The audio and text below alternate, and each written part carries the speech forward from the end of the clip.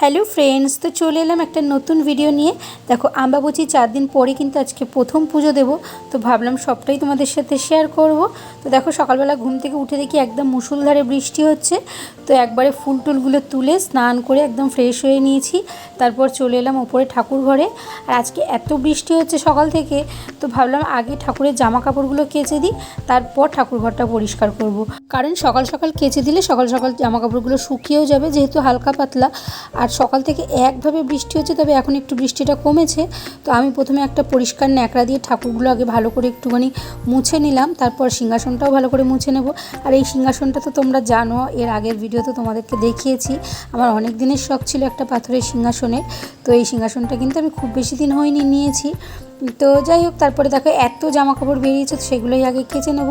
আর এটাই কিন্তু আমি প্রথম থেকেই করে আসছি। অনেকে অবশ্য তোমরা আম্বাবচী মাথায় পুজো দাও, তবে আমি কিন্তু কোনো দিনই দিই না, কারণ যেহেতু আমার শ্বশুরবাড়িতেও কোনো দিন দেই না।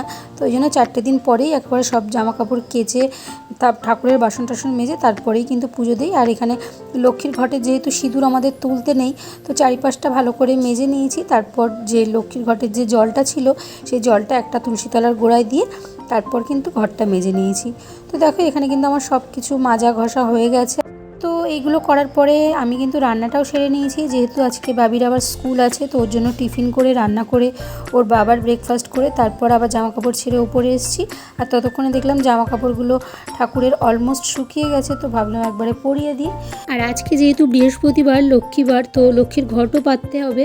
তো ভাবলাম আগে মা লক্ষ্মীকে সাজিয়ে নিই, তারপর লক্ষ্মীর ঘরটা পাতবো। তারপর এখানে কিন্তু মহাদেবকে আমি স্নান করিয়ে নিলাম ভালো করে ঘি মধু মাখিয়ে। আর আম্বাবচীর পরে যেদিন প্রথম পুজো দেওয়া হয়, সেদিনকে কিন্তু আমাদের দুধ আম দিয়ে পুজো দিতে হয়।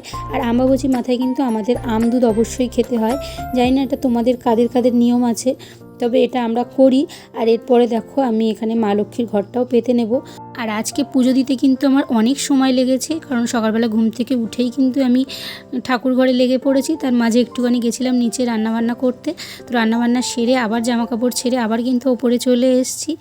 আর যেহেতু ভিডিও বানাচ্ছি, তো জানো যে কাজটা করতে 5 মিনিট সময় লাগে, সেটা ভিডিও করলে কিন্তু সেটা করতে প্রায় আধ ঘন্টা সময় লাগে। তো যাই হোক, তারপরে কিন্তু এখানে লক্ষ্মীর ঘটে আমি একটা এরকম আমের পল্লব দিয়ে দিই। যদিও বা পেতলের আমের পল্লব আছে, তবু একটা আমের পল্লব দিলে কিন্তু বেশ ভালো লাগে, দেখতেও ভালো লাগে আর মনটাও বেশ ভালো লাগে। তো ব্যাস, আমার কিন্তু মা লক্ষ্মীর ঘট পাতা হয়ে গেছে। আর আমার সিংহাসনটা কেমন লাগছে অবশ্যই কিন্তু তোমরা জানিও। আর যেহেতু আজকে বৃহস্পতিবার, তো সন্ধেবেলা একটু ঘরে ধুনোও দিয়ে নিলাম। তো এই ছিল আজকের ব্লগটা কেমন লাগলো অবশ্যই জানিও। ভালো লাগলে অবশ্যই একটা লাইক করে চ্যানেলটা সাবস্ক্রাইব করো। টাটা।